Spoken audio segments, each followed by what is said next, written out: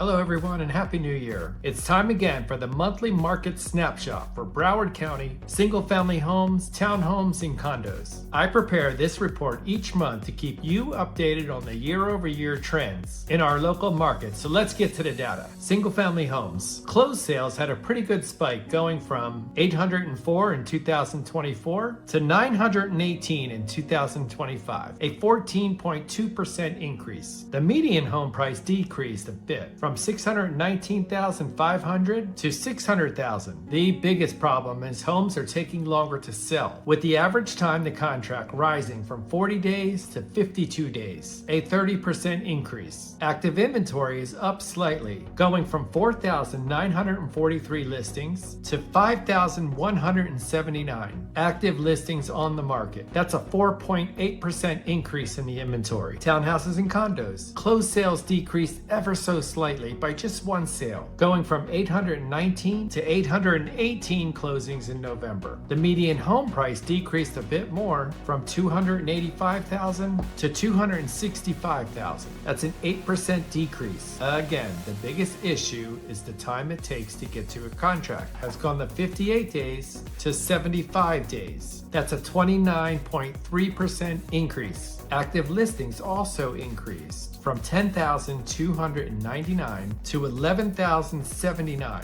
which is a 7.6% increase in the inventory. Now, let's take a look to see how the rest of the nation is doing. National trends. In November of 2025, existing home sales continued to edge higher, with NAR reporting roughly 4.13 million sales, a modest 0.5% month-over-month increase as the mortgage rates eased slightly. The median sale price for existing homes in November was about $409,200, up 1.2%. The inventory for existing homes in November was roughly 1.43 million units, representing about a 4.2 month supply of inventory, slightly down from October, but higher than a year ago. The data only goes back to August of 2025, where sales of newly built single-family homes were about 800,000 units, with a median new home price of $413,500 and about 490,000 units still for sale, representing a 7.4 month supply at that sales pace. Market dynamics. While exact national median days on the market for November aren't published yet, current data indicates that homes typically stayed on the market about 36 days, up from 34 days in October and longer than a year earlier, reflecting slower turnover. First-time home buyers accounted for about 30% of the purchases in November. This is lower than earlier in the fall. Also, were you aware that the average first-time home buyer is now 40 years old? One of the biggest contributors to that is the mortgage rates. And fortunately, they continued to ease late into 2025, with the average 30-year fixed rate around the low 6% range. It's still not low enough,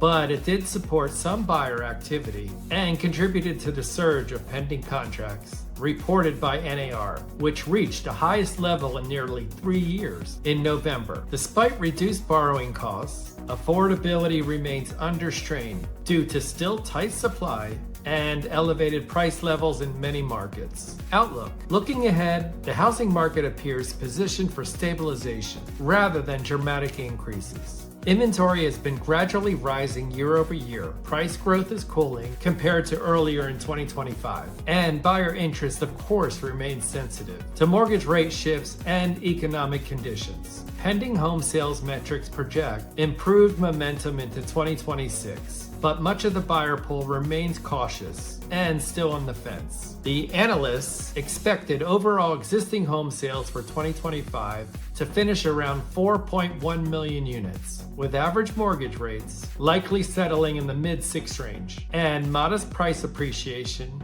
near 2 to 4%, rather than double-digit gains as seen in previous years. A special request. Before you head out, can you just take 3 seconds to think about if you know someone who might be thinking of buying or selling a home? Or maybe they just mentioned mentioned wanting to buy an investment property. In any case, please refer them to my sales team. For every person you refer, we proudly donate a portion of the income to support the Big Dog Ranch Rescue, the largest cage-free, no-kill dog rescue in America, giving thousands of dogs a second chance at life. It's easy to refer them. They can reach me directly on my mobile phone, or you can drop their name and number into my secure website, www.referralforgoodcause.com. Every day there are dogs at risk in these high-kill shelters, but for as little as $1 per day, which is less than a cafe latte at Starbucks, your monthly contribution can save these dogs. It's easy to join their Lifesaver program too, where you'll receive exclusive puppy updates in their monthly newsletter. Some of the dogs will go on to work in law enforcement or emotional support dogs, bringing comfort to our great veterans